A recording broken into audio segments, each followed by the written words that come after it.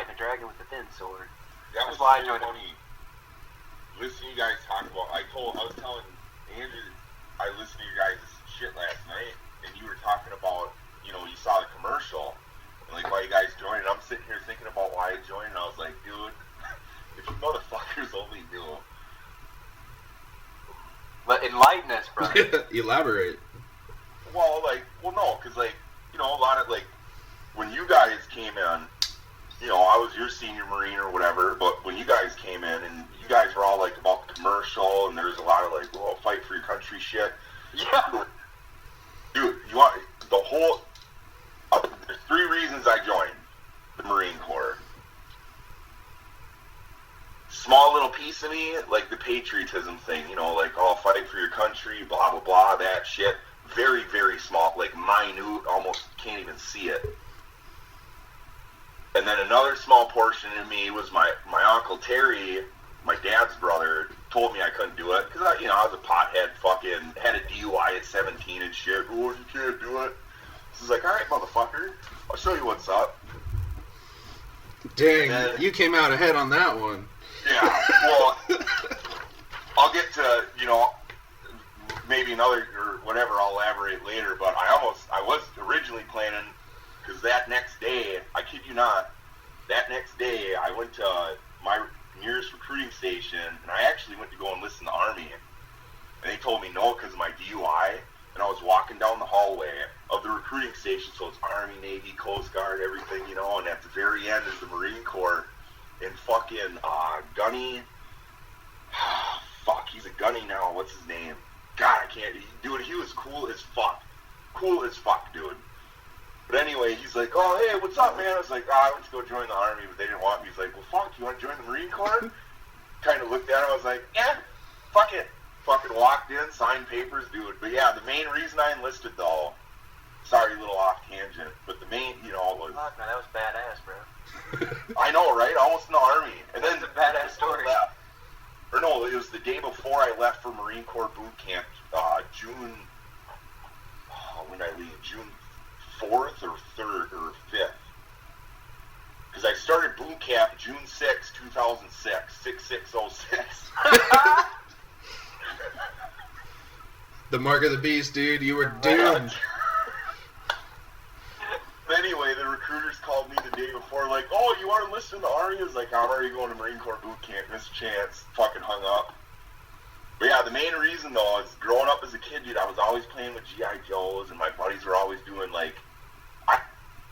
I grew up in the day and age where it was cops and robbers, and you're shooting your fucking buddy with toy guns and shit, running through the streets, pointing guns at each other, penny gun fight. Realistic-looking guns, too. None of this, clear shit. Oh, yeah, none of that orange tip bullshit. Real fucking good shit, dude. Cap guns made out of metal? Fucking... Oh, yeah. Well, yeah, I mean... Fucking slug a motherfucker. Well, it wasn't just a commercial. It was that shit, too. We used to sneak up on our drunk older brother and blow his fucking party up with fireworks. And but I never, when I was, that age, I never really saw the commercials for it. Because it wasn't nothing. But, I grew up doing all that gun shit. And then, I was like, dude, I just want to get paid to shoot guns and blow stuff up. And if I can fucking kill a bad guy in between there, I'm alright with that. And I remember when I was talking to my recruiter at the MEPS colonel or whatever, that MEPS colonel that assigns you your MOS or whatever, I was talking to him and he asked me, and I was like, well, you want the funny foo-foo answer, or you want the real answer? He's like, well, what's the real answer? I was like, I want to get paid to shoot guns, blow stuff up, maybe kill a bad guy once or twice. And he kind of looks at me, he's like, infantry. Yeah. Hey, about right. And just think about it. You grew up to become the second best saw gunner. Oh, dude, second best. Yeah, Giesman's the best. No, fuck that, dude. I split that stupid fucking steel. I cut that motherfucker in half at the goddamn waistline. Dude, that is we legitimately haven't talked since. When did you got out in 2009? No, I got out in 2010, but it was early. It was like May or something because I got out a couple months early. Yeah, before that you were doing ship watch, right? Well, no, I was in the armory with Ian. Yeah. But then pissed when they put him above me, and I was just like, dude, I can't listen to somebody that's been in less time than me, and like, I can't do it. Like, it just drove me up the wall, and like at that point, I was so pissed off because I don't know if I ever told you guys, but I missed out on my corporal promotion. Well, you're in 11. Staff sergeant fucknuts, our staff sergeant in Iraq fucked me when I took the hit for that fire watch. Because I took the hit for, who was it that was smoking on post? Was it Hibbets? I don't know. We had a bunch of people that smoked on post. But no, remember there was that one night someone was smoking on post on the roof? Yeah, on the chow hall, right? No, at Ferret. Oh, yeah. Yeah, someone got busted smoking when I was on the CO on duty or whatever, or the head guard duty, whatever they called it at that point. Yeah, someone got busted smoking, and I got up there before staff sergeant, and I told them to shut their fucking mouth, and I took the fucking blame for it. And you know something funny? Huh? Something funny about how stupid the Marine Corps was about that shit too. For the audience, that they're like, okay, what's going on? So the rule: nobody could smoke on post, and we had this guy that would shoot at us every day at 6 o'clock in OP Green. I was always on post. I literally put a fucking chem light on my head, and the dude never. I mean, he hit a little closer, but nobody said shit to me when I put a fucking chem light on my motherfucking head. So there you go. That's how miserable we were. Oh yeah. And no, straight up. Yeah. And the funny thing is those guard posts has been there at that point in time, 15 fucking years? Well, and for people listening, the reason that you're not supposed to smoke, right, is because the cherry can give away the position of your face, right? Away your position. Yeah. If you have night vision guns, but they lantern, by the way. But they gave us the Hellfire flashlights that were like 1 million lumens. Oh God. That we would stop cars from a half mile down the road with it just to see how far away we could get a car to stop. Or somebody I shall not name shining it in the cow's of neighbor's eyes and then killing the cow because it's scrambled its fucking brain.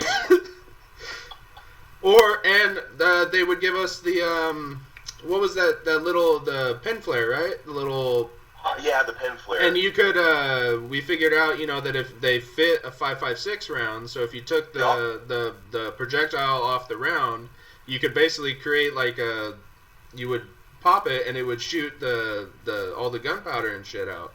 Yeah, I'd hit the primer and make a noise. It just wouldn't shoot a bullet. Yeah. But it made a noise. It was fun, dude. We used to fuck with people all the time. What the fuck? But you can't have a cigarette. No, can't have a cigarette. I don't know. The fuck? That's like on ship when Caldwell. You remember on ship when they were like, you can't chew in the berthing. Yeah. And then even our own command, like this was coming from the captain of the ship, is like there's no tobacco use inside the ship. If you want to use tobacco, you have to go to the smoking deck. And even our own command is like, just don't spit in a clear bottle. Yeah. They're like, and if you walked into our berthing, it was Gatorade bottles with socks over them, because then you would just pull it out of the sock, throw your bottle away, and replace it. He did. And then obviously, I remember my senior Marines when I first got to 1-4. You'd see all these Marines walking around with fucking that black electrical tape all the way up a bottle. Yep. It's like, man, what the fuck are these guys doing? Then I started dipping, and I was like, oh yeah, take that fucker up. No one gives a shit then. And no one cares. I remember we got in trouble, I think as boots, because guys kept spitting. They popped the top of the can down. Yeah. And they'd spit in the open can, and then it would inevitably get knocked over. Yeah. But I remember, dude, Queller made me fucking jam a whole can of Copenhagen. You remember the whiskey blend? Oh yeah. Oh, that was the best. He made me put a whole can in my cheek, and just because he was like, he's gonna fucking puke, and I was like. I remember that day. He had Queller back when I was a dude. He had such a welcoming voice, and you talk to him, and he just was like, "What? I'll fucking kill you, all right?" Oh yeah, yup. Oh, that was. Everybody's all right. He's Yup. huge, by the way. He's Long Beach, California yoked. Well, He's fast and he can run. I mean, he's literally a machine. Well, Brock's only like 3.5 feet tall. In 29 Palms, our first Mojave Viper, I pulled rank on him because he had gotten the DUI and gotten NJP, and he was like, he was being stupid. He goes, say IPFC, and I go, no. He goes, what? And it was like, dude, I'm a fucking Lance Corporal. I don't have to listen to you. And he goes, all right. And then he goes and gets fucking Bosley. And Bosley comes out and he's like, well, I'm a sergeant. What are you going to do? I was like, fuck. In Cats, that you were still in my truck then. Yeah, that's when, Punisher. Yeah, Punisher. Oh, we were fucking lit, dude. That was a great truck. Oh, we were good. And then you got promoted and you got like promoted and demoted. Like they were like, Vetsch, we got good news. You're going to be the lead gunner. You were like, but I'm a VC. Like, yeah, I was like, I don't want to be the lead gunner. And that you were the VC of Staff Sergeant's truck, right? And you were technically in charge, but even though he was in charge. Nah, I got into it with Staff Sergeant bad because you mean our platoon. You mean Carl? I forget his name. Carl. Yeah, Carl.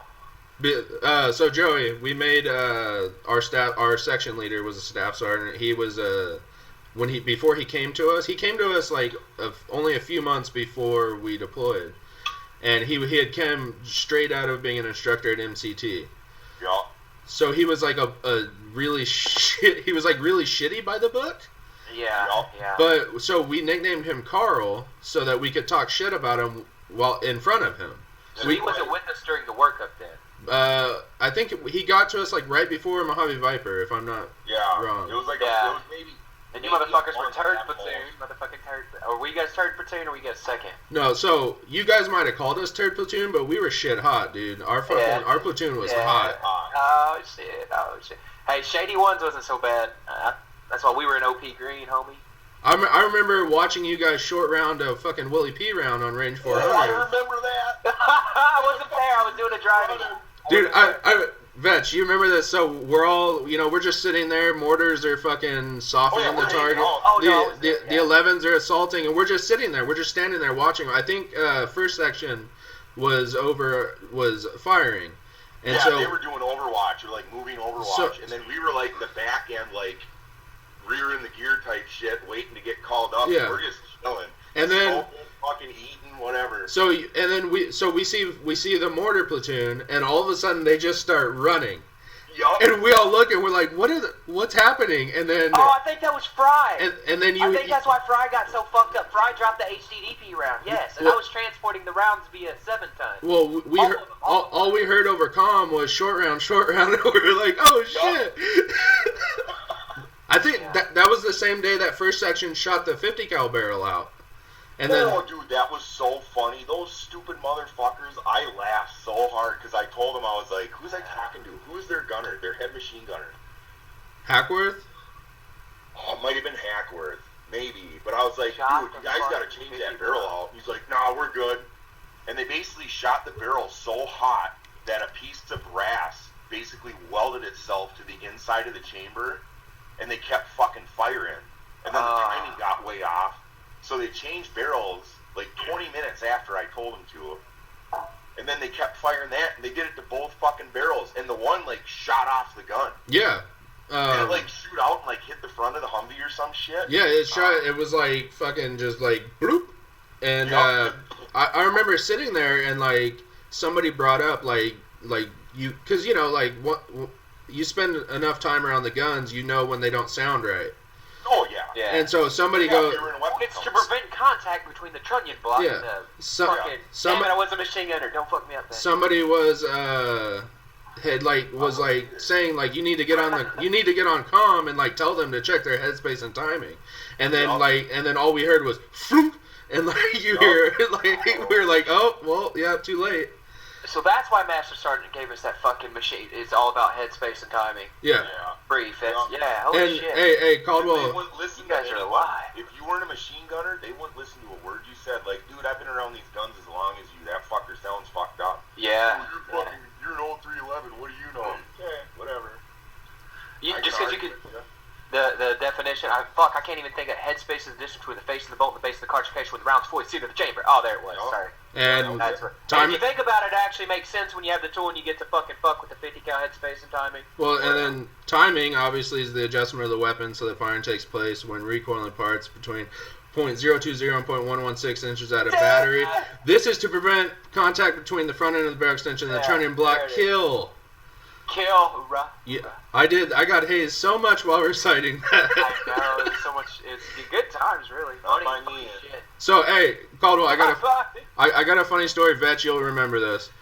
It was like our first time at the Armory. So we boot dropped Martin Luther King weekend, and then later that next week we go to the Armory, and that's when I find out that I'm no longer a tow gunner. I'm a fucking machine gunner. Yeah. Right. And so Leon, you know, they pull out a couple marks, a couple 50s, and a couple 240s. Oh, Leon. Dude. So I'm on the 240, and Leon and Giesman and Hackworth are all. Interject real quick. Yeah. Leon, 0311. I know.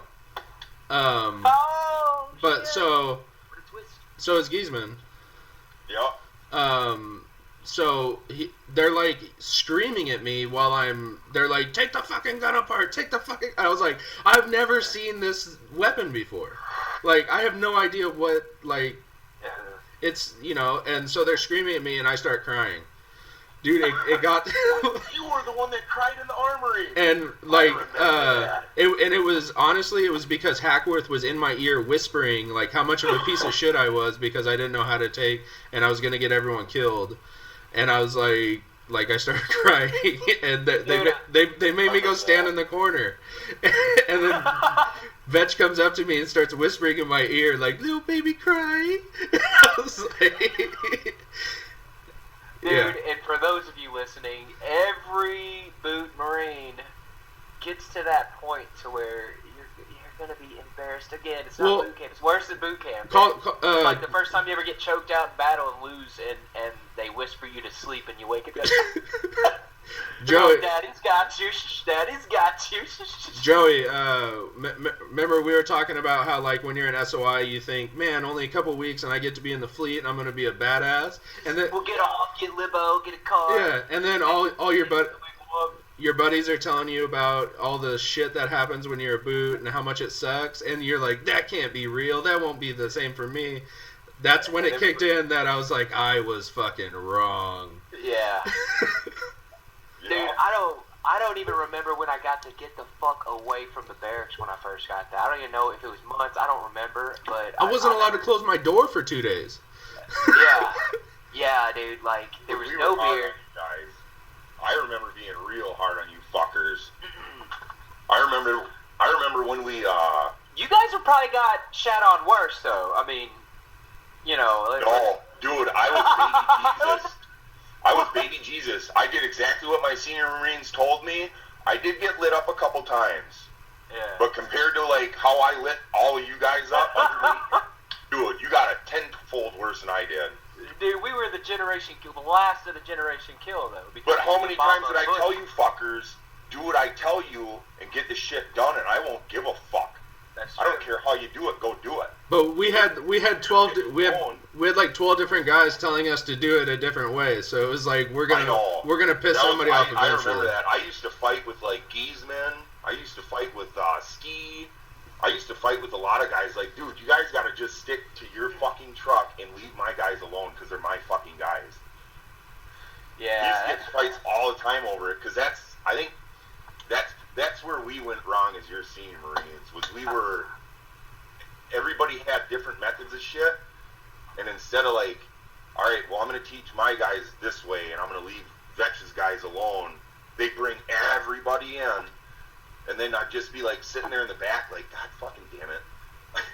Like, fucking A, I was so close to getting these guys where I want them, and y'all just put it right in the shitter. Look, Vetch. I just came up. Do you remember when we went ham on that Mount Town in 29 Palms? Silent, and we were supposed to be loud. So yeah, they told us like we were supposed to like hit a building or whatever, and we were like we were supposed to be like kind of the maneuvering element. We were gonna. When I pulled Waywood, Or who was... Wood. Was it Waywood or Wainwright? Wainwright.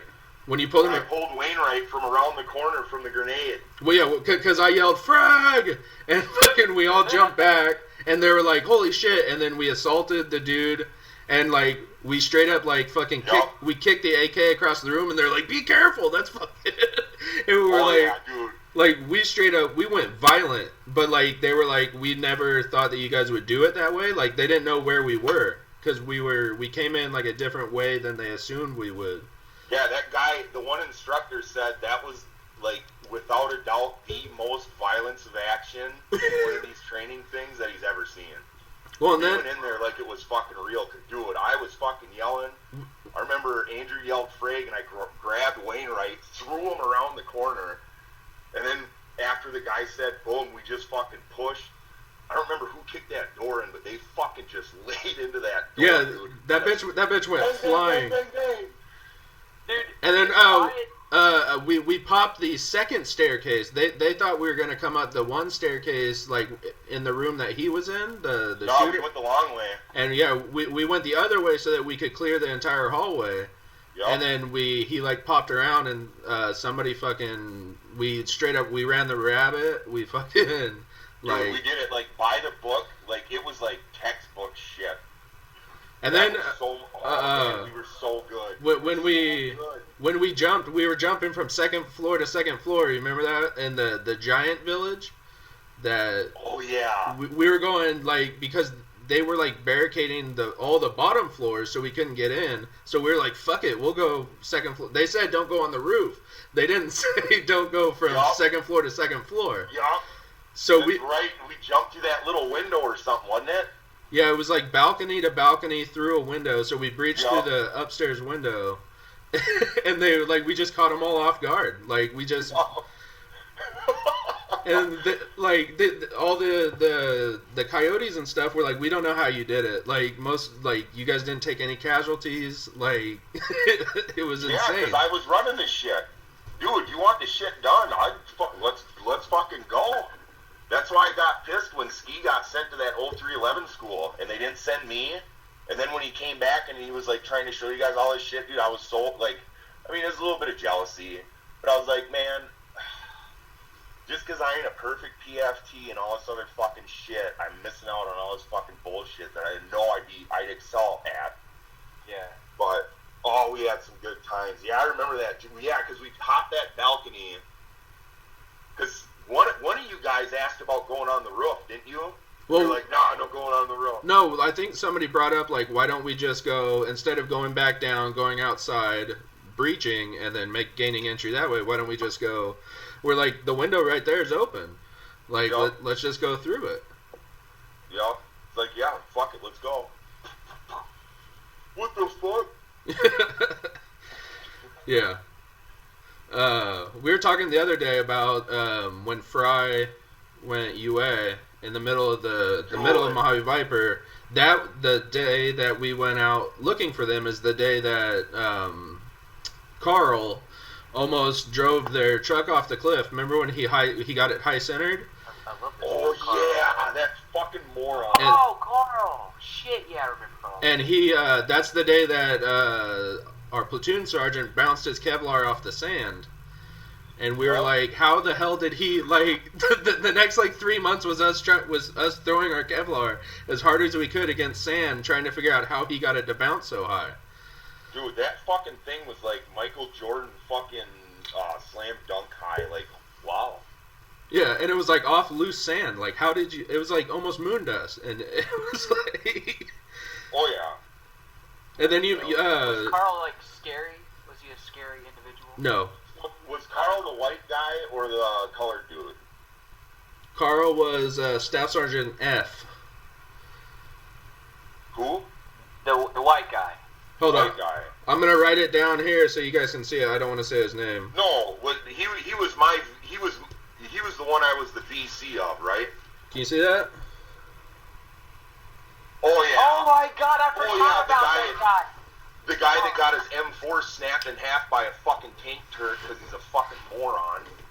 No, that was the other one. That was our platoon sergeant. Oh, yeah. Yeah, he was the white guy. He was kind of stupid, but I do remember when he fucking teetered that. Our platoon sergeant was the Hawaiian guy. I hated our platoon sergeant, dude. That guy was such a piece of shit. Thank God for LT. I tell you, he was. I guess I learned stuff that I wouldn't have learned. Like when he taught us the spotting class, like how to. He was good at that shit. Like sniper shit. Yeah, because he was a sniper, so he. Yep. Like I learned a lot during the spot, like how to pay attention to the details. Andrew, you weren't there whenever he threw the seniors to the dogs, like, because I had got switched to 3rd platoon at that point. He was still the platoon sergeant, and every time we did these pros and cons shit where we spoke to one another, he was all right, an individual. But whenever he threw you into the dogs, or us really, because I was in the platoon at the time, I was like, dude, what the fuck? He said, I'll never haze you guys, and I remember, and it just immediate. I like tried not to roll my eyes because Staff Sergeant Canaway. And I just remember just flashbacks of you guys getting just fucked up by this guy, like, and the way we got, it's like, dude, shut the fuck up. You knew about all this. He PT'd us. He PT'd us hard as fuck. And he had levels to his. He would be like, he would call them qualifications, like the gas mask qual. He would call it gas mask PFT qual 1. So that was like low course and back. Yep. And then gas mask qual 2 was low course, and then like the end of the PFT trail at SOI and back. Trail and back to supply. Yeah. And then it was like flak and Kevlar and like gas mask. The fucking mountain. Yeah. Oh. Like. And then. That doesn't sound like hazing, though. Was it? Would you consider what he did hazing, or was it? I mean, he did it with us. So yeah, yeah, that's legit, dude. Never mind. I retract that statement. But he would also like if the I guess leadership of the platoon was messing up, he would take them. Remember, I think he took like all the seniors one morning. It was like he was like meet outside at 04, like main pack. He gave them a packing list, and he just took them on a haze fest. Oh, dude, that was terrible. I think oh man, that I was drink a lot of fucking booze to forget that day because I was fucking pissed because I didn't have any part of it. Because I never fucking hazed you guys. I never fucking I shouldn't say I never laid a hand on you, but compared to the other guys that were, the same level as me, dude, I was not nearly as bad as some of them fuckers. Well, I mostly got in your fucking brain. You did. I think you and a few others were unique because you guys kind of evolved. You guys started off as the assholes and then evolved into equals. Yeah. We adapted and overcame. And then, like, once we hit Iraq, once we hit that like last month between Mojave Viper and deployment, when we were basically doing nothing, we were just partying. Yep. Like, it was like, okay, like, you're like, call me Vetsch, call me Dale. Like, we're done, we're ready, like, we're trained up, we're getting ready to go, there's nothing else that we got left, so we are, this, not the same, but, it's still, you're no longer... You're still under me, but there's more respect for me to you. Yeah. Not so much you to me, but me to you, like, alright, you did a good job, you're not a piece of shit, like, as long as you show me that little bit of respect, I don't give a fuck. Like, you did that, Rosie did that, and then there was some that were still, like, I don't know if, like, their goal was to be a drill instructor and they finally got to live out their dream, but they were, like, they were fucking assholes the whole time. Like, even in Iraq, I remember, I think, Vetsch, you were there, I was, like, I woke up early to get on... I had like post or something in an hour, so I was like, "Fuck it, I'll put my flak on, and I'll sit down in that lawn chair. Yep. And then I'll catch some Z's and I'll fucking get up, right? And I wake up to, fucking Gil, Big Gil, Big Gil, little guy, fucking choking me. Of course. Like he has me in a rear naked, and I'm like, dude, we're in a combat zone. Like, you can't do that shit. Like, how do I know that you're not a Hodge? Especially, we were the first hooch over from the Terps. So it was like, if one of them, snaps or whatever, like, we are going to probably be the first target. And I was like, dude, you can't fucking do that. I think, Bet you yelled at him. You're like, dude, that's bullshit. I snapped on him. Yeah, I yelled at him or something, and then I remember later on that day or something, I caught him, like, just him and I, dude, and I went off on him. I was like, motherfucker, like, dude, what'd I tell him? I was like, man, you've been there fucking catching some Z's before you got watching shit. Leave the motherfucker alone, dude. He ain't, like, yeah, I went off on him. Because they used to do that shit, and it pissed me off. I was like, I don't fuck with your guys. Unless they do shit specifically that fucks with us, I don't give a fuck what they do. Dude, and by the time Iraq came around, dude, I fucking straight up fought some motherfucking people, like seniors who thought they could fuck with me, dude. Doyle? Yep. Fuck yeah, I fucking started laying waste to his wrist. Like, we agreed to no face shots, and I started laying waste to the motherfucker. And what's he do? Face shot. And I know people like him, and I ain't saying he's a bad person. But did he show you respect after that, though? Fuck no, he didn't. He He went cry to staff sergeant. Fuck no. Well, he went cry to staff sergeant. Staff sergeant E came and chewed my motherfucking ass out like a motherfucker. What a fucker. That's how I got Powell's respect, is because, like I was telling you, Joey, every Friday night he would get drunk and come to my room and we would grapple on the front lawn. Yeah. And then I remember when he realized that he wasn't going to choke me out, or the fact that one day I just grabbed a handful of his dick and balls and twisted, and he let go. Yeah. And he was like, you can't do that. I was like, I didn't remember there being a fucking rules briefing. Like, you came in and attacked me. He was kind of like, okay, like, you know, I'm not going to come fuck with you as much. Yeah. Plus, then, like I told you, I picked him up and dropped him on his, on his head a couple times. But I got guys out of a lot of Haze Fest, man. Yeah, dude. I mean, honest to God, dude. Guys out of a lot of shit, dude. Yeah, dude, because, like, honestly and truly, some of those, like Doyle, for instance, fucking, he's a great Marine, anybody who's, like, he's definitely friends with everybody. I ain't, like, nothing against it. Like, towards me, like, so a lot of those motherfuckers were assholes towards me, because I was just a fucking goofball, though, so it makes sense.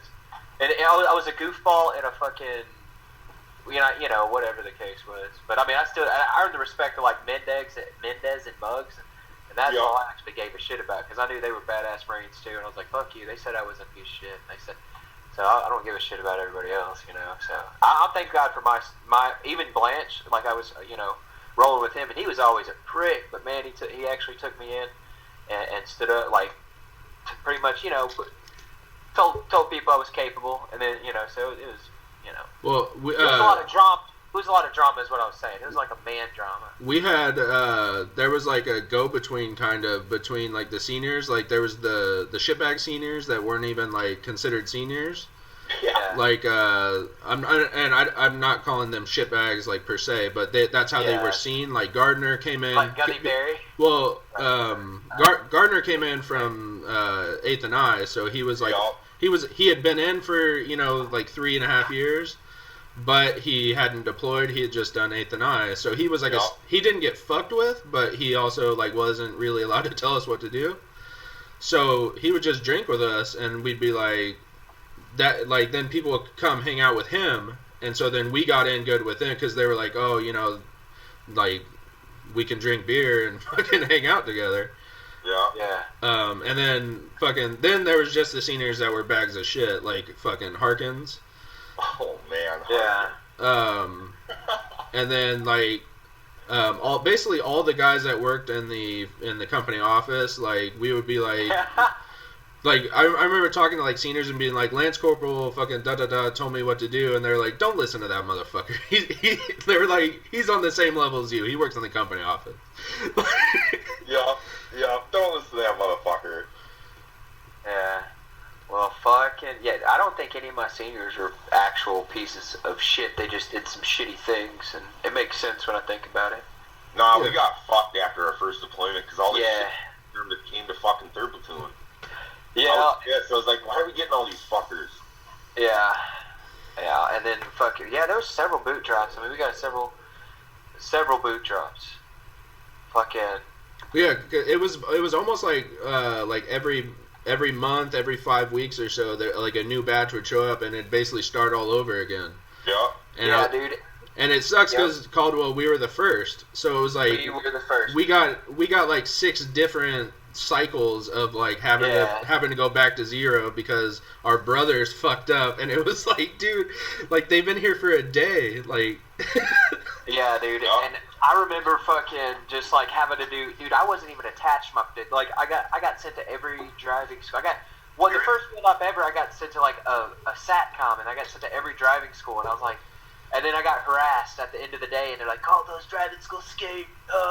And then I go up to Sergeant whoever at the end of it, and then I roll up there and I say, "Hey, Sergeant, I want to go to field ops. I want to be a Marine." Yeah, and he's like, I'm the one who's been sending you to those, bro.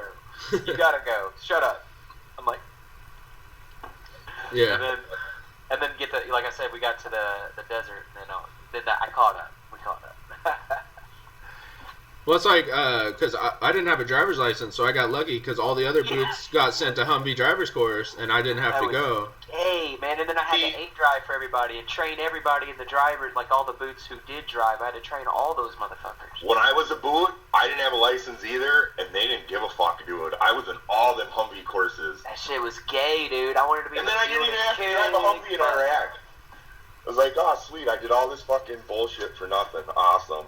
We had person named, like, with a Z, he wrecked the vehicle, and then another guy named C wrecked the vehicle, and then the other dude with the G couldn't drive, but he was a pretty decent machine gunner, so then that left me, and then I became the lead driver in Iraq, and then I had to drive for first sergeant, master sergeant, all the fancy people for some, I remember that. I do remember that. I was like, man, this guy is just driving. I would hate to drive all these motherfuckers around. Fuck that, dude. Dude, it was terrible. I was like, dude, I got so tired of it because, like, no sleep. I fucking, like, passed out and, like, nailed the freaking wall, and then, and there were sometimes they'd fall asleep, and I'd fucking nail the fucking wall and be like, dude, fucking wake up. That was how I got revenge on people, was they made me drive so much. I did not give a shit. They were in the back of the vehicle, and I'm like, motherfuckers, I don't give a shit if I die on the side of a mountain. I can hear them screaming, "You're fucking dead." I'm like, yeah, you bitch, you'll die for you first, motherfucker. So, Caldwell, I had the opposite because after our first deployment, that was me. I had to, because I got my driver's license, so they sent me to Humvee driver's course, and then we did an MRAP course, and then, which was actually skate because we basically consider ourselves TAD, so... Who cares what the Marine Corps said? We were not attached to 1-4 at that time, so we just partied and drove. And then I would volunteer to be a driver, dude, because I would just chill out in the front seat. Yep. And then, like, I started getting, like, I would do the range safety truck for, like, the range. So you just go, you drive your truck, that's your only responsibility. And it was 29 pounds, you can be the delivery guy for all the fucking fire watches. Yeah. Which is great, dude. Because bottles of water, you chow all day. You're on your own program. There's nobody, like, they just go, hey, go here, get this guy, or drop this off. It's perfect. You don't have to deal with the bullshit. You always have the excuse, sorry, I can't stand watch, I have to drive. Yep. Until, like, we did, like, the long movements, like, when we drove from Pendleton to 29 Palms, that shit was terrible. Yeah.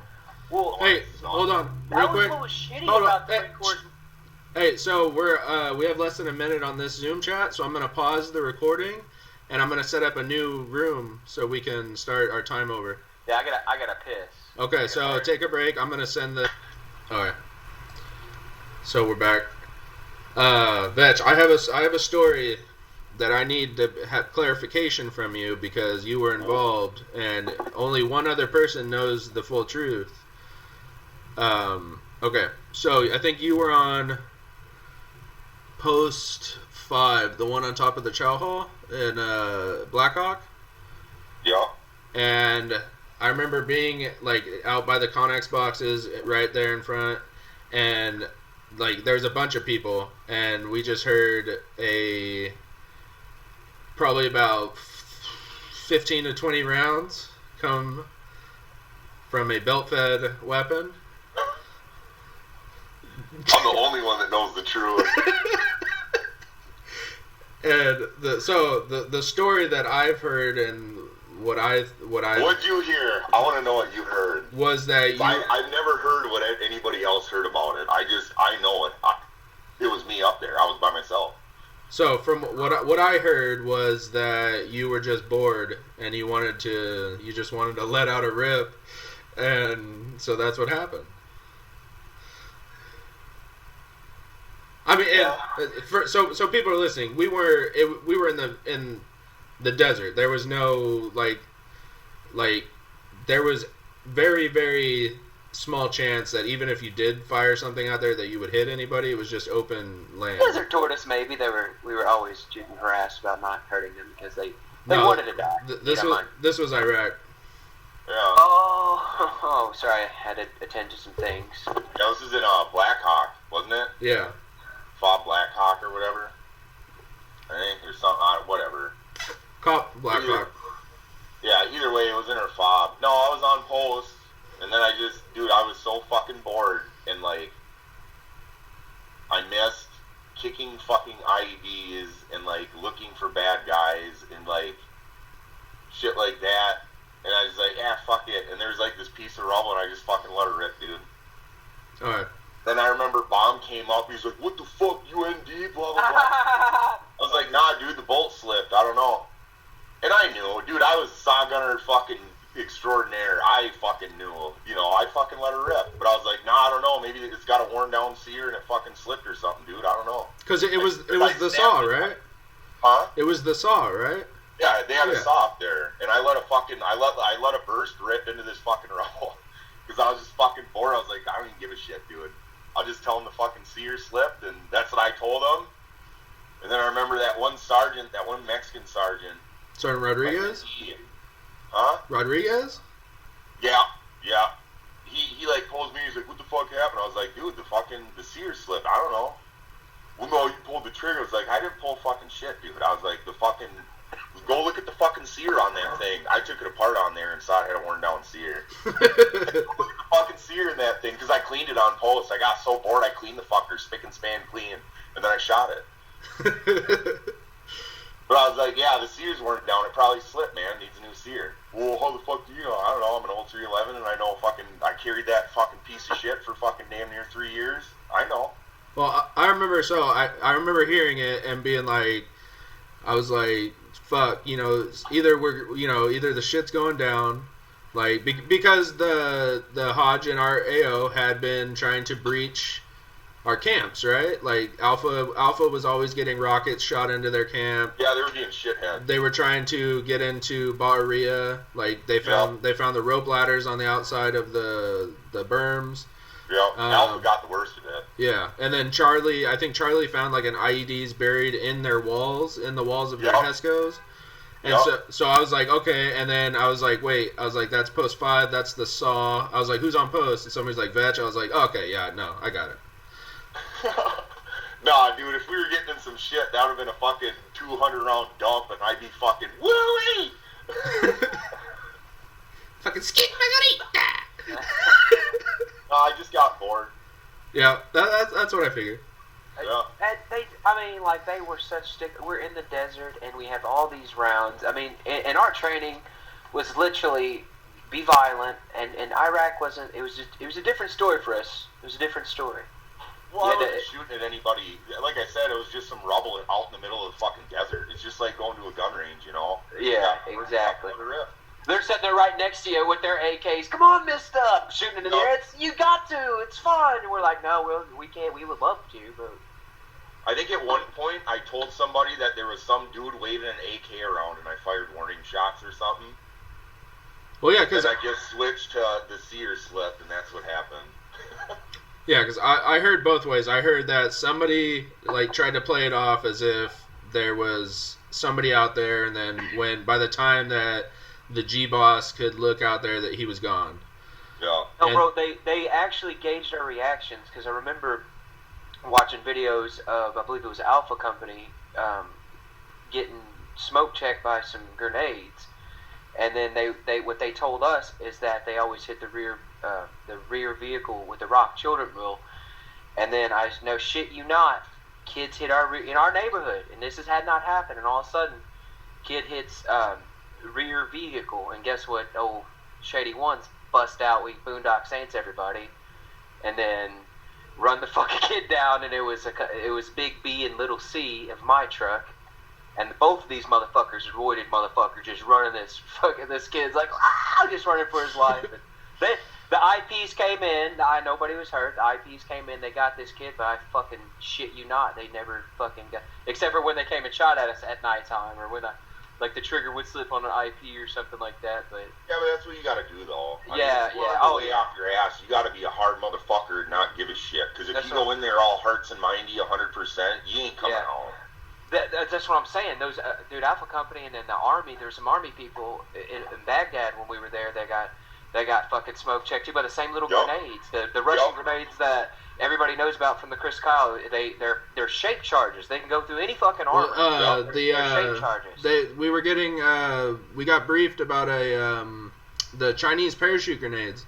They would drop them down right behind the dismount so that it would go in and take the gunner's legs out, and then it would well, you could throw it from the side and smoke whoever's in that, and then take the gunner's legs out and even get the driver if you hit it from the side, because the parachute would make it. When you throw it, the parachute would act like a race car parachute. Yeah. Pick it up at the last, and it's a good thing. Yeah. If you knew how to do it, I mean, it's probably harder than what. Well, I've never got the pleasure of throwing one. Well, do you remember Vetsch when we were inserting the Delta over by Green on that Caldwell? What was that road called? I forgot. By OP Green. Yeah. Dude, you got me, man. That when the MRAP went in the ditch? No, so we had... we went... we went to Barrio, we picked up a bunch of Delta guys, and basically we were going to do a series of short halts, and we were going to be blacked out, and then just on one of them, they just wouldn't get back in the truck, and they would insert. And I remember, so we're driving, and I think it was like our second one, and like we get overcome. They're like, okay, this one, they're gonna insert on this one, and then we'll do another one, and we stop, and like they get maybe like 10 feet down the berm, going into like some patty or whatever, and fucking Pika turns on the lights on the outside of the MRAP. And it just turns into daytime, just boom, and you see these Delta Force guys turn, and they're just like, really, and they walk back, and they get back in the truck, and everyone's like, Pika. Yup, I remember that motherfucker. Oh my god, damn. Well, we were so fucking pissed. We did that a few times because we inserted snipers like that. We inserted Delta. Yeah, because Staff Sergeant would stay on base and make me do it, so it was just me in the truck. Yeah. So we'd be smoking in the truck and shit. I wouldn't give a fuck, dude. I was like, yeah, whatever. You guys can switch out up in the gun. I don't give a fuck, dude. Hey, I balled up Pika like a wet newspaper when I first got to Turbotune. It's not hard. I'm going to tell him that next time he's on here, too, because if he wants round 2. Pika had they were all gym muscles. They weren't muscles. I know. And I did karate in high school for years, so I really enjoyed fighting. It was that way. I love that about how I literally got to fight everybody in my platoon. Actually, it was fun. It was fun for me. Yeah. I did that very well. I mean, I was 80% because I knew little extra tricks nobody else knew, even against the bigger guys. Yeah. So that was how I got revenge. And then my buddy David Fish from Bravo could literally knock anybody out. So the seniors were not too fucking terrible, because I remember one weekend they jumped through the window on Fish, and he just goes and knocks out Sing, and he was just asleep on my bed. I was like, bro. He was like, you ready to fight your seniors? I'm like, oh shit, here we go, motherfucker. I was like, I had never spoke out. I try to be a perfect angel, and I'm like, oh fuck. Well, I was roommates with, the guy that I'm not even going to say his name, but my roommate was just a fucking magnet for stupidity. Was that, C? Yes. Yup. Vetsch, he was my roommate after our second deployment, too. Oh, yeah, I know you're talking. He was in SOI with us, too, if you don't remember. We had to drag him in the shower and wash him. Yeah. Because he refused to get baths. Well, I had to clean him when he was our roommate. Which is funny, because I was wasted, and the guy, my next-door neighbor, had a campaign cover and a duty belt. So I put on the campaign cover, and I was like, you want to be in fucking boot camp? I'll treat you like you're in boot camp. And I fucking threw him and I was throwing fucking Ajax. I was like, fucking scrub yourself. Oh my god, I hope that guy is okay, man. But see, some of these guys that should have got, kicked out, there was no kicking them out, and they kind of, he should have been in fucking one of the S shots. Yes. Yeah, exactly. Just he was like, smart. He was smart, but he was smart. He was book smart. Yeah. But he was a dirty motherfucker too. Like Yeah, I remember it was like our all smart people are. They're like, my germ friends, leave them alone. Well, it was like our first sergeant coming through field day inspection, and like I think we had been there like maybe. I think it was our second field day, so we were still like our room. Basically, we were starting from our room was just destroyed because they would send us to chow, and we'd be like, okay, and like I was smart and I locked my door, and then they went through the room next door and then picked the lock to the bathroom and got in, and they just destroyed everything. Yeah. And so we had been up literally till like 3 a.m. and then inspection was at like 7, and. Fucking, we cleaned everything, dude. Like, I'm talking Q-tips and everything. You're cleaning everything. And fucking, my roommate leaves his wall locker unlocked. Yup. And first sergeant comes in and opens it, and he fucking has 2 sea bags full of dirty clothes. And first sergeant goes, "What are these?" And he goes, "Those are my dirty clothes." And first sergeant just like looks at me, and I'm just like, "Fuck." Because staff sergeant are. Can you do the impression of first sergeant, like what he actually said to you? Because.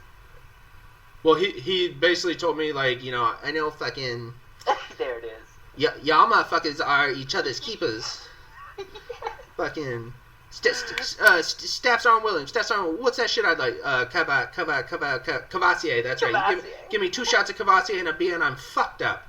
Am I gonna drive home? Fuck no. There it is. And then he disappears, and then immediately. Yeah, as his knees are. Fuck you, nerd! What the fuck? Oh, that's basically what Staff Sergeant just looks at me, and he just like shakes it. I was like, fuck. And the next thing I know, dude, as soon as they get the next room over, fucking, or from around the corner come all the married ones that didn't have a room there, and they just they like closed the door, they shut the blinds. I was like, oh no. And we pushed, we did all that. It was terrible. Go to sleep. And like I'm just staring at my roommate like, you motherfucker. I love Mendez so much. He's the most horrifying individual. He commands such authority over all his brethren. It was like he was the Don, bro. Well, he had a fucking Purple Heart. Like, you can't talk shit to him. And then there was the other one, Falcone. He was just drunk all the time and asleep, and he's the one who tells you, if you don't do your job, I'm gonna fucking kill you. But he can kick your ass, and he like taps you out. It's like the only one of the people that I actually couldn't beat was this motherfucking scary bastard that everybody respected and let him sleep in drunk all the time and didn't do shit. Well, because he wasn't so bad. He was like a super senior, wasn't he? Yeah, but then you got to know him, and he's like taking shots with him. I'm like, all right. Well, that was just a little thing they do when you get there, but. Like the whole shoot you thing, I think. I don't know. I don't really want to challenge that. He was at JSS with me when the guy got shot by his brother, and we were protecting him. And we walk in, and Falcon has the 9mm to his head, and he's demonstrating that the trick where if you push back on the barrel, it's a safety. Yeah. And then he's just going like, ooh, and he's like going like this, making it so that the guy knows that and he goes, oh. And I'm just like, one time, you're not going to be far enough back, and we're going to explain why the guy we're protecting is now dead. Yeah. Good. That motherfucking, yeah, so there you go. Like, savage motherfucker, probably an OIF or some shit, I don't know. Well, I learned about that because Giesman put it to my head at a range and was like, he's like, do you know how to stop somebody from blowing your head off with your own pistol? I was like, I don't have a pistol, Lance Corporal. And he's like, he jams it in and he's like, push your head back. And I was like, well, what are the chances that they're gonna put the barrel to my head and I'm gonna have the chance to push my head back? Like, that's a it's bullshit like a karate thing. Move, yeah, I remember that. I told Rosie about that, and Rosie lost his shit. Like, I was like, he asked me, he's like, do you know, like, trying to be cool, he's like, do you know the safety? I was like, yeah, if you push back. He goes, how'd you know about that? And I told him, and he goes, I'll be right back. And he fucking went, and, like, when Rosie gets mad, he's fucking... Yeah. Oh, he's crazy. See, first platoon, like, because I had this other guy, and I knew he wasn't going to fucking do it.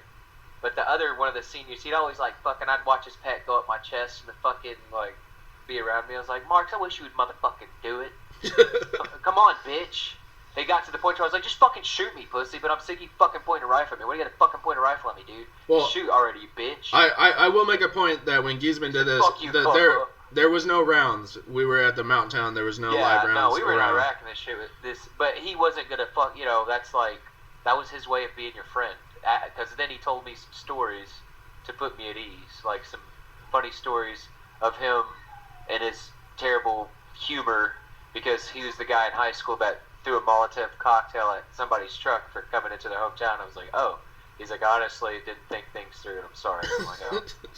I was like, oh, okay. Well, I figured you weren't going to shoot me, because this is the game we usually play, where I just smile and he puts the dot between my head. And then, but that night I was just fucking pissed off. But then, so that's how, like, we, like, pointed loaded weapons at each other. I never did, because I was like, dude, I don't want to get mad enough to point my weapon at anybody. But they were cool enough to, like, because it happened all the time. First, two motherfuckers pointing their weapons at each other. Their motherfuckers like, dude, fucking put the loaded weapon in their mouth, and like the shit is so I don't like. Well, there was like 3 guys that like in Bahria that fucking died doing that shit while we were there. Yeah. When I was going to flying out to Qatar to get my hernia surgery. Yeah. On what year was that? Was that 2008? That deployment? Yeah. Oh, 8 or 9. When I was flying out to get my hernia surgery, I was in was Bahrain the place with the barber that like massaged your head and shit? Yeah. Yeah, I think I was flying out of there or whatever. Bahrain. And fucking some corporal did that to some fucking private or PFC or some shit and fucking blew his fucking dome off. Yeah. And the camp went nuts, dude. Everybody got their fucking pistols taken away. Motherfuckers are getting sent back stateside and shit. Dude, it was a mess. Yeah. Yeah. Man, come on, dude. You don't need to be doing that kind of shit. Yeah, dude. Yeah, and that's what I like. But I get it. You want to be the scary hard ass, but there's other ways to be a fucking scary hard ass. That's what I'm saying. That's why I like just like mostly kept my mouth shut unless it was like around Muggs or like Mendez or something. Like those were like the warriors. I'm like, dude, I was never down for that kind of horsing around shit. Not with loaded weapons. I'm always about the horse around shit, but never like that.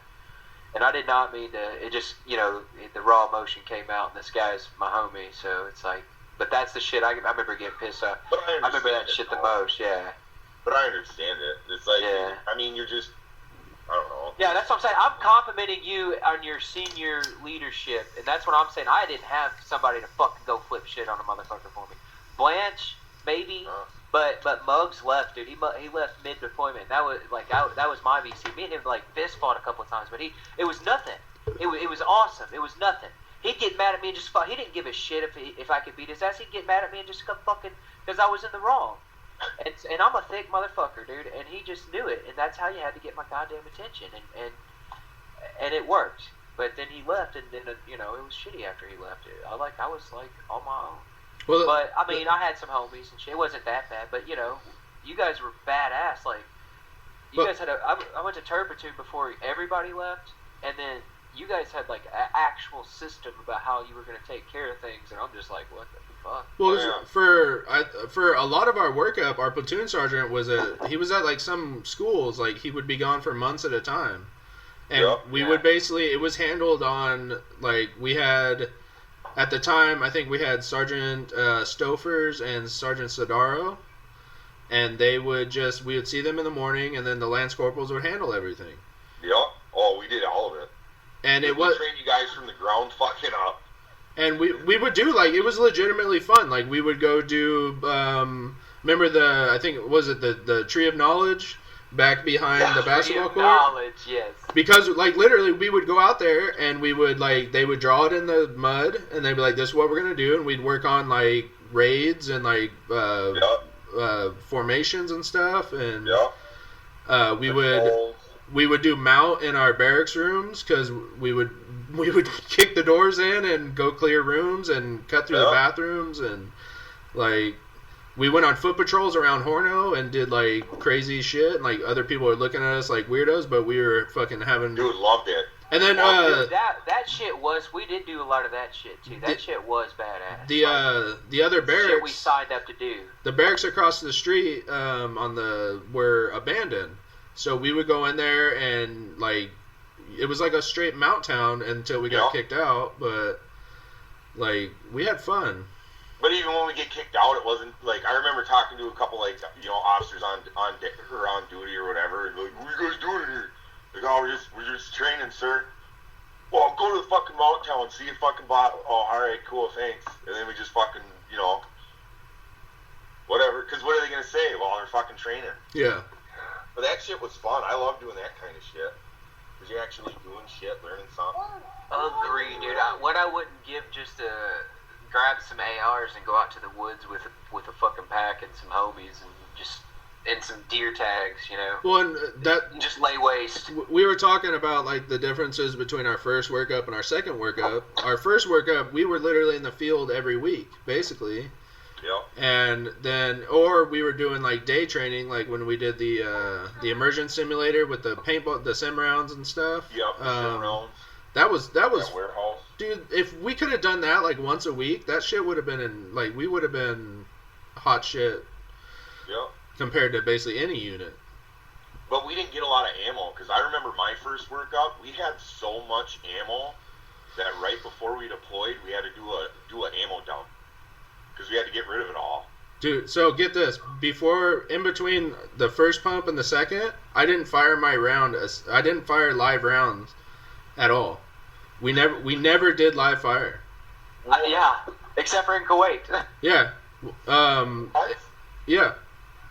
Oh, dude, but Kuwait was splurged day, dude. We had like thousands of rounds, and all the boots couldn't hack the heat, so we're like, fuck them, dude. So we get into this. It was supposed to be like a machine gun /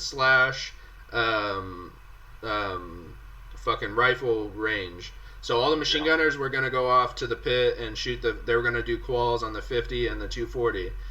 Yep. But they somehow there was like a clerical error, and we got like 3 times the amount of ammo that we were supposed to. Yeah.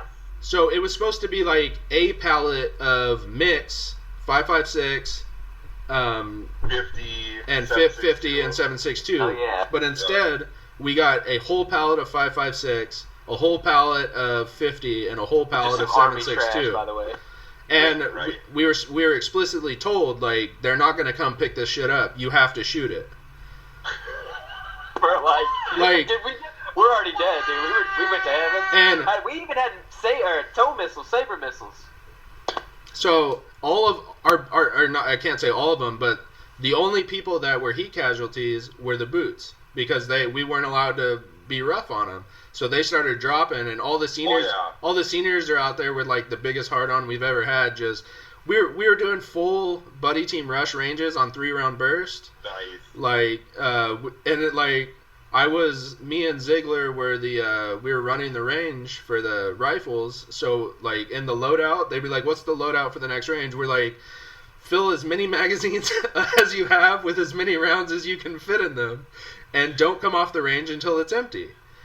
Yeah. And like they would like look, and like Lieutenant Reed would come up, and he'd be like, "Yep, you heard him. Like we got to get this shit shot by sundown." That was literally one of the best fucking days of my life, dude. Oh, that would have been so much fun. It was to the point where it's like I don't even want to shoot anymore. We were like I had like a blister on my trigger finger. I was like, I wore a hole through my fucking glove. Yeah. And then we got to sleep in the air conditioning, which was great. That was the highlight. Slept like a baby. I suppose you guys couldn't be rough on your boots at all, huh? No. They was right after all the hazing bullshit. Well, they claimed hazing the first night. Oh, I bet. Yeah. That don't surprise me. Because one of the boots sent a text message to one of your generation that picked up. He picked up before. He was a corporal, like my whole workup. Dude, it was almost like literally being a boot round 2, dude. It really was. It was being a boot round 2. But I made the best of it, because when they sent me to mess duty, I actually took over the chow hall and then made friends with a bunch of Navies and had access to Xboxes while you fucking piss ants were sitting in that berthing full of like 30 dudes, nut to butt, and Johnson fucking farting all the time. Oh, the squad bays? No, these were the fucking ships. Yeah, on the ship. Dude. Oh, the On ships. the ships. And but I had Yeah, I had access on to that the Navy float. I berth. forgot about that. Yeah, they thought sending me to the chow hall was punishment. And what, sit around and like have fuck games because we have nothing else better to do? Hell no. That was Yeah, 'cause I told them I was going to re-enlist if they give me corporal and I can go to Afghanistan. I was going to ship out with that unit going to Afghanistan that we're looking at. Yeah. But they wouldn't give me corporal, so I was like, well, I'm fucking done then. I'm getting out. Yeah, dude, that's terrible, man. That's all I wanted to do. They didn't hit at Kuwait. They were like, we're gonna hit Islamabad, and we were like, yes, Islamabad is a Taliban capital world, but there's some floods, so thus we needed to go on. I'm using quotation marks. What the government said. We were gonna do humanitarian aid. Humanitarian mission. No. One in the mind, bro. So, Vetch, we got a brief. We got put on 24 hours standby while we were in Kuwait because a bunch of there was like massive rain and a bunch of floods and mudslides. So they were gonna send us into Islamabad to basically take down the fucking Taliban capital. They were gonna use the natural disaster as a reason to drop us in there. And about a year later, that's where they found Bin Laden. Oh, that would have been so much fun. And like, yeah, let's go. All of the senior guys were like, "Fuck yeah!" Like, finally, we get to go back to a combat zone, and like, and then all the boots are shitting themselves. They're like, I just don't know. And the new people, like the new corporals that came in, they're like, "No, my name's Ryan." Like, oh man, dude, I had Martinez with me, and he was my buddy, like. Fucking Phantom Fury, and Phantom Fury. He's like, I look at him and said, dude, you know what this is? Yeah, he's like, dude, this is what this is, bro. He's like, just stick next to me. I got you, dog. And I'm like, yes. Oh, and then the president vetoes it. I looked on the news later. That's why we didn't go, because the president of Pakistan said, fuck no, y'all ain't coming up in here. Damn it. The real shitty thing is though, like they told us in the brief that like they're like you won't have support, like whatever you guys can carry basically because the roads have all washed out, so you're not gonna be able to take your trucks. But we still need you to take all of your heavy guns, and so we're like, holy shit, there's a fight brewing. Nah, fuck that. I wouldn't even take. I'd maybe take 150, take a bunch of 240s, and call it a day, dude. Well, yeah. But the thing is, like, they were saying it without telling us, like, this is, like, their last stand. Sure. This was, like, the Taliban's last stand. Well, yeah, they're like, you should do, like, I'm not telling you, but, And my buddy Fish confirmed it, because he deployed right after our MEU, and he said it was just like Iraq all over again, dude. He flipped shit and got kicked out of the Marine Corps because he then became alcoholic. Because that's all. Me and him went in the buddy program. We both ended up in 1-4, except for he went to Bravo and I went to. He's like, you re-enlisted now? I was like, no, bro, we missed our chance, dog. It's over. And he's like, oh fuck that, I'm deploying again. He said, sure as shit, dude. There was nothing. I'm like, yep, told you, fuck this shit. Well, I mean, like some of the guys that left 1-4 and they went to other units, they went and got into some real shit, like. Yeah. So I hear, and that's impressive. That's what I wanted to do, because I would have gone with. Who was it? Rankle. Yeah. With I would have been there. 3-1? Yeah. Yeah, because they were going to push me over because they were looking for people to go. Yeah, because they had lost a bunch of people. Yeah, dude, they wanted guys to go. And dude, how real it hit whenever we were standing in formation in Guam and we heard the news about Rankle. We were like, what? Dude, I read it. Fucking left. I read it on the paper that Solo had put out that said like, hey, Sergeant Rankle was KIA, and like reading it and being like, what? At first I was like, this is a fucked up joke. Like who put this shit up, and then like this dude was a Terminator, bro. He could like run with a machine gun on his back over like a mountain or something. He's fucking crazy. Yeah. Well, there's a reason that he has a CrossFit workout named after him. Yeah. This dude was no joke. I remember playing football with him, and he's like, I'll go on Carl. I'm like, you son of a bitch. I'll just wait till you mess up and snatch the ball from you one of these good times. Because he's like, he could outrun me. He was stronger. He was faster. You son, that sucks. Dude, it was like your big brother and your kid all over again. The first time I ever met Rankle that I remember, like, on a one-on-one basis was me and Wainwright. Remember, right before Iraq, they brought the dumpsters out in front of the barracks so you could just throw all your shit away? Yeah. Somebody had thrown away, like, one of those life-size teddy bears. And me and Wainwright gutted it, and then we put a turban on it and fucking hung it in the tree, and then we lit it on fire. And Rankle comes over and he goes, "Are you guys out of your fucking minds?" He's like, "This whole place could burn down." And I kind of looked and like noted to myself, like, well, it's made out of bricks, so I don't think that it will burn down.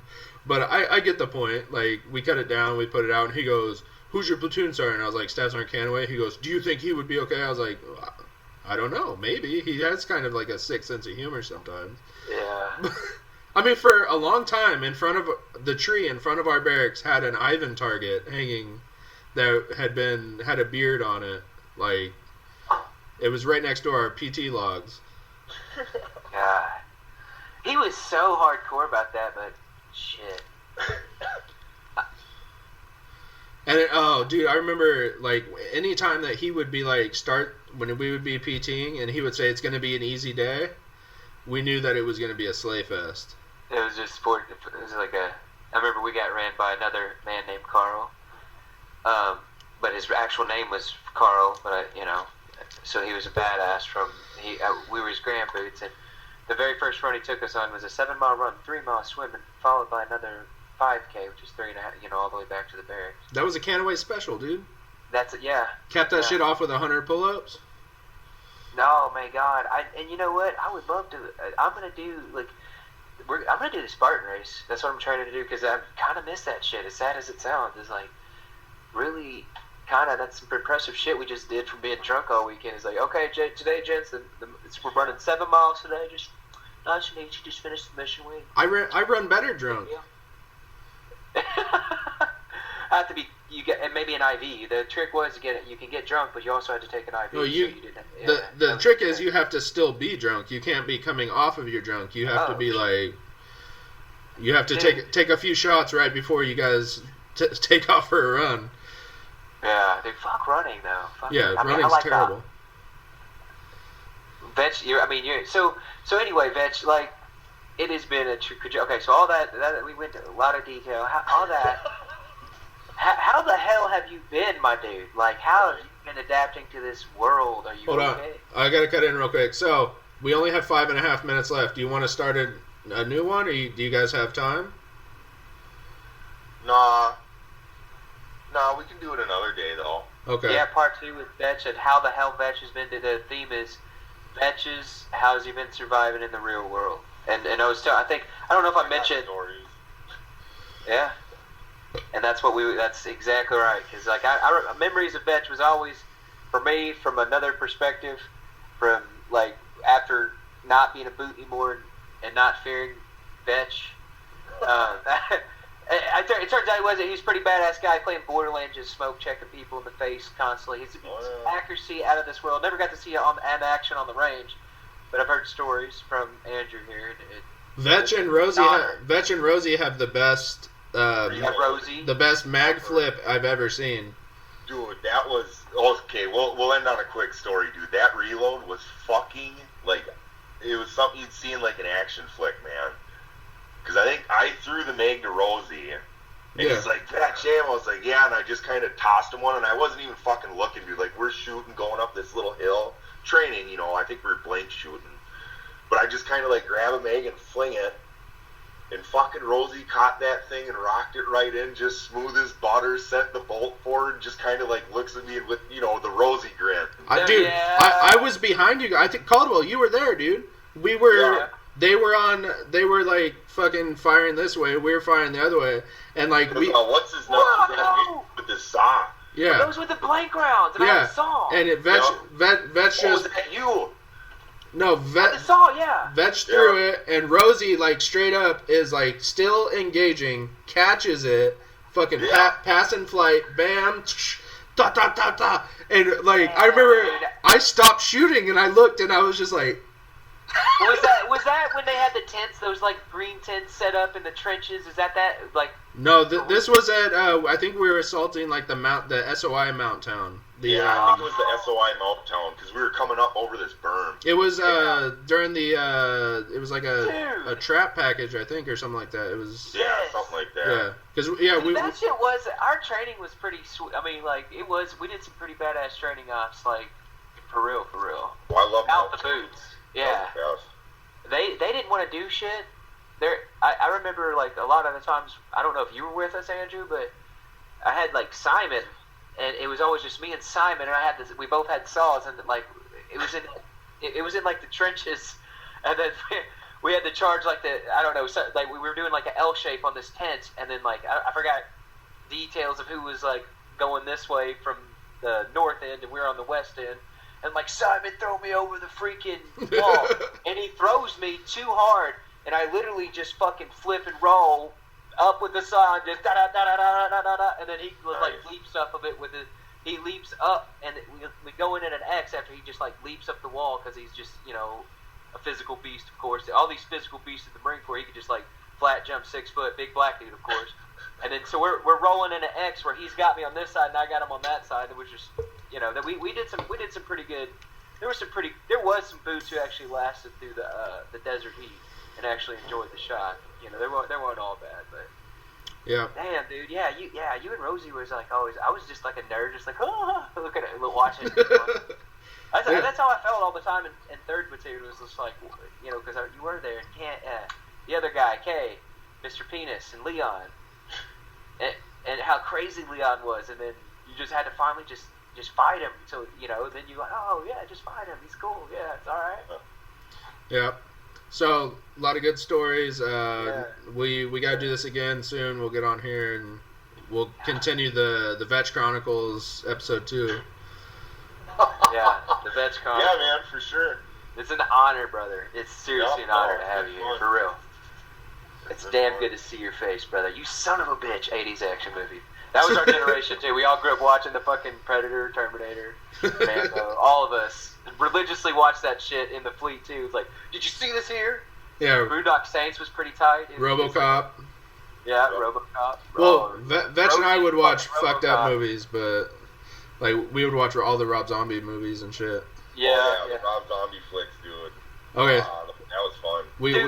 With less than a minute, I want to hear about the parties you and Andrew came up with. You guys actually, too, have like this artistic, brilliant mind that he always told me about the shit you guys were going to do. We came up with the whole fucking movie script. Yeah, okay. Yeah. Yes. We got to go. It's going to cut off, so... All right, yes, that's the Vetsch Chronicles round 2. Yep, next time. All clear. All clear.